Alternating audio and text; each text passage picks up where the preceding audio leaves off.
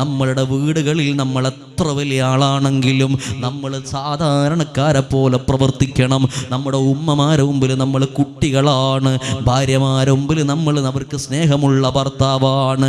അവിടെ നമ്മൾ നേതാക്കളല്ല, നാട്ടുകാരെ മുമ്പിൽ നമ്മൾ നേതാവാണ്, സമുദായത്തിന് മുമ്പിൽ നമ്മൾ വലിയ ആളുകളാണ്. എന്നാൽ വീട്ടുകാരോട് നമ്മൾ ഏറ്റവും താഴ്മയോടെ ഏറ്റവും ഇണക്കത്തോടെ പെരുമാറാൻ കഴിയണം.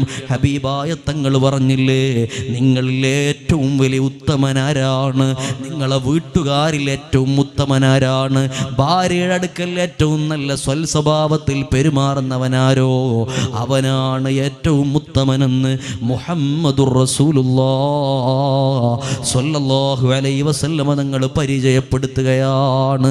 അതുകൊണ്ട് നമ്മൾ മുത്തുനബി തങ്ങളെ ജീവിതത്തിൽ പകർത്തണം. ആ ഹബീബായ സ്വല്ലല്ലാഹു അലൈഹി വസല്ലം തങ്ങൾ നമ്മളെ വല്ലാതെ സ്നേഹിച്ച നേതാവാണ്.